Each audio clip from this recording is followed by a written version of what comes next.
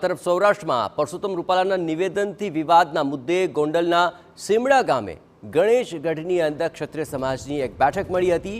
ગોંડલમાં ક્ષત્રિય સમાજની બેઠકમાં રૂપાલાએ ફરી માફી માંગી કે હું આ સમાજ પાસે બે હાથ જોડીને માફી માંગુ છું, હું પાર્ટી માટે પણ સમાજની માફી માંગુ છું, આ સંપૂર્ણ ભૂલ મારી છે।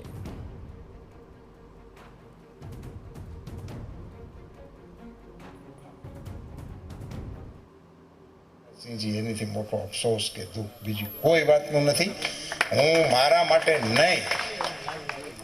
માટે નહીં સાહેબ શબ્દ વાપરું છું, સમજીને વાપરું છું, ક્ષત્રિય સમાજની સભામાં વાપરું છું, જયરાજસિંહના અધ્યક્ષ સ્થાને મળેલા આ બધા મહાનુભાવોની ઉપસ્થિતિમાં બોલું છું કે મારી પાર્ટીને મારા કારણે સાંભળવાનું થયું છે। મિત્રો, હું આ સમાજ પાસે બે હાથ જોડીને માફી માંગુ છું। તો આ ક્ષત્રિય સમાજની બેઠકમાં ક્ષત્રિય અગ્રણીઓએ રૂપાલાને માફ કરવાની અપીલ કરી છે। ક્ષત્રિય અગ્રણી જયરાજસિંહ જાડેજાએ રૂપાલાને માફ કરવાની અપીલ કરી। રૂપાલા સાહેબની ભૂલને ભૂલી જવી જોઈએ। રૂપાલા સાહેબ મોદી સાહેબના પ્રતિનિધિ છે। મને પણ દુઃખ થયું હતું, મારી લાગણીને પણ ઠેસ પહોંચી હતી, તમને થયું હતું એના કરતા વધુ થયું હતું। મારા સાહેબની સાથે વાત થઈ, મિત્રો એની મહાનતાની વાત હું હવે કરું છું। 40 મિનિટની અંદર રૂપાલાજી એનો વિડીયો મૂક્યો, સમાજની માફી માંગી, માફી માંગ્યા પછી આપણો ક્ષાત્ર ધર્મ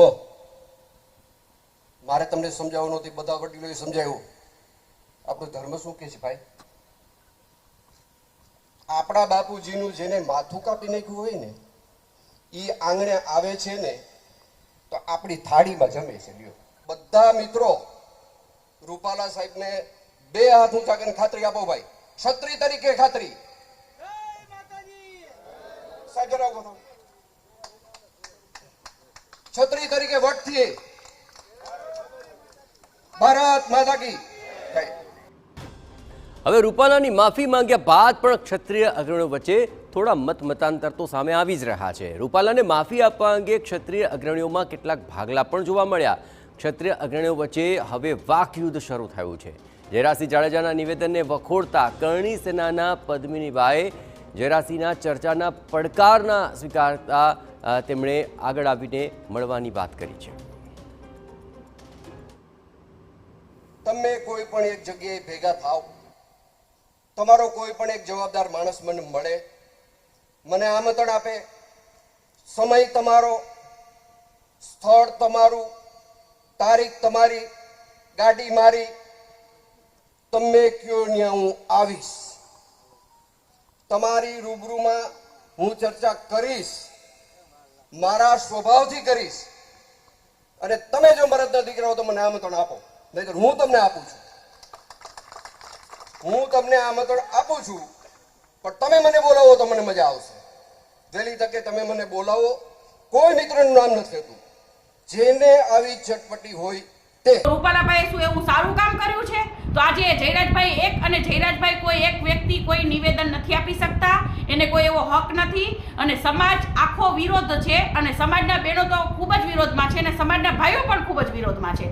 તો અમે આ જયરાજભાઈનું નિવેદન નહીં ચલાવી લઈએ, અને માફી તો આપવાની જ નથી। માફી તો રૂપાલાભાઈ 5 નહીં 500 વખત માફી ને તો પણ એને માફ નથી। તો એક તરફ જયરાજસિંહે તમામ ક્ષત્રિય અગ્રણીઓને હાથ ઊંચા કરીને માફી આપવા માટે અપીલ કરી, તો ત્યાં ઉપસ્થિત લોકોએ તેમને માફી આપી છે। પણ કરણી સેનામાંથી પદ્મિનીબા વાળા 500 વખત પણ રૂપાલા માફી માંગે તો પણ માફી આપવા માટે તૈયાર નથી। એટલે કે હવે માફી આપવા મુદ્દે વાકયુદ્ધ શરૂ થયું છે। આગામી સમયની અંદર પદ્મિનીબા સિવાય અન્ય કોણ આ મામલે નિવેદન આપે છે તે મહત્વપૂર્ણ બની રહેશે। પરંતુ હાલ તો આ વિવાદને શાંત પાડવા માટે જે પ્રયત્નો થયા હતા તેમાં રૂપાલાને 2 વખત માફી માંગ્યા બાદ આખરે માફી મળી છે। પરંતુ પદ્મિનીબા જે આપી રહ્યા છે નિવેદન, તેને લઈને શું થાય છે તે જોવું રહ્યું। વધુ વિગતે વાત કરવા જોડાઈ રહ્યા છે TV9 સંવાદદાતા મોહિત ભટ્ટ। મોહિત, આખરે રૂપાલાને માફી મળી ગઈ છે તેવું તો એક ચોક્કસપણે લાગી રહ્યું હતું, પણ પદ્મિનીબાનું જે નિવેદન સામે આવ્યું છે ત્યારબાદ શું તેમના સમર્થનમાં કોઈ આગળ આવ્યું છે? આ સમગ્ર મામલે શું કોઈ અન્ય લોકો કશું પ્રતિક્રિયા આપી રહ્યા છે ખરા, મોહિત? જે રીતે ગઈકાલે જે ગોંડલમાં જે બેઠક ક્ષત્રિય સમાજની યોજાઈ હતી તેમાં જે કરણી સેના છે તેનો આક્ષેપ છે કે આ ભાજપ પ્રેરિત સંમેલન હતું અને ભાજપના ક્ષત્રિય આગેવાનો છે તેમના દ્વારા આ સંમેલન છે તે બોલાવવામાં આવ્યું હતું. બહારની કોઈ પણ વ્યક્તિને અંદર પ્રવેશ છે તે આપવામાં આવ્યો ન હતો. જે ક્ષત્રિય સમાજનું સંમેલન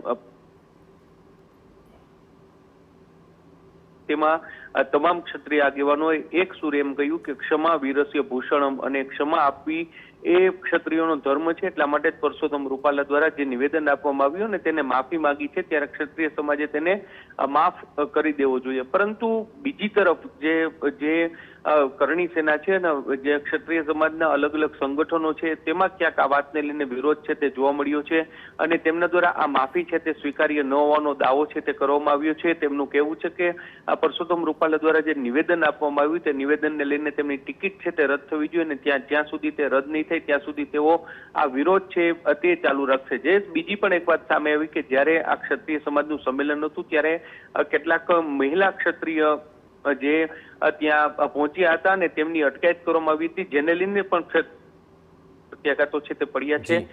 કુલ આમ જોઈએ તો ક્ષત્રિય સમાજમાં બે ભાગ છે તે અત્યારે સ્પષ્ટપણે જોવા મળ્યા છે. જોવાનું રહેશે કે આ વિવાદ છે તેનો અંત કઈ રીતે અને કેના દ્વારા આવે છે. હાલમાં જે પૂર્વ ધારાસભ્ય જયરાજસિંહ છે તેમના દ્વારા કહેવામાં આવ્યું કે ક્ષત્રિય સમાજ દ્વારા આ વિવાદનો હવે અંત આવી ગયો છે. પરંતુ બીજી તરફ જે કરણી સેના અને વિવિધ સંગઠનો છે વિરોધ ચાલુ છે ત્યારે જોવાનું રહેશે કે હવે આગામી દિવસોમાં આ જે વિવાદ છે તે કયો નવો વળાંક લે છે. જી બિલકુલ. પણ મોહિત, આખરે આ સમગ્ર મામલે જયરાજસિંહે પણ મંચ ઉપરથી એ પડકાર ફેંક્યો હતો કે તેમને આ મુદ્દે કોઈ મળવા માટે બોલાવે તો તે તેમને ગમશે, પણ પદ્મિનીબાએ આ જ રીતે મળવા માટે પણ સમય માંગ્યો હતો અને રજૂઆત પણ કરી હતી. પરંતુ રૂપાલા વિરુદ્ધ જે ક્ષત્રિય સમાજના અન્ય આગેવાનોએ અરજીઓ કરી છે, ફરિયાદ કરી છે, તેને લઈને કોઈ અપડેટ મળી રહી છે ખરી? જયેશ, તે અંગે હજુ સુધી કોઈ પણ વાતચીત છે તે કરવામાં આવી નથી અને તે અંગે કોઈ પણ નિર્ણય છે તે લેવામાં આવ્યો નથી. ગઈકાલની જે સભા હતી તે સભામાં સૌ જે ભાજપના જે ક્ષત્રિય સમાજના આગેવાન છે તેમના દ્વારા એકી સુરે એવું કહેવામાં આવ્યું હતું કે આ વિવાદ છે તે હવે પૂર્ણ થઈ ગયું છે ને પૂર્ણ જાહેર કરવામાં આવે છે. ક્ષત્રિય સમાજે પરસોત્તમ રૂપાલાને માફી આપી છે. પરંતુ બીજી તરફ જે ફરિયાદ હોય, આવેદનપત્ર હોય અને વિરોધ પ્રદર્શન છે તે હજુ પણ ચાલુ છે. જયરાજસિંહે જે પ્રયત્ન કર્યો છે તે ભાજપ પ્રેરિત પ્રયત્ન હોવાનો પણ ક્ષત્રિય સમાજના કેટલાક લોકો છે તે ગણગણાટ કરી રહ્યા છે. જયેશ, આભાર મોહિત. તમામ ગતિવિધિઓ પર નજર રાખતા રહેજો. તો એક તરફ બે ભાગલા ક્ષત્રિય સમાજમાં જોવા મળી રહ્યા છે. આગામી દિવસોમાં આ વિવાદ શું કરવટ બદલે છે તે જોવું રહે.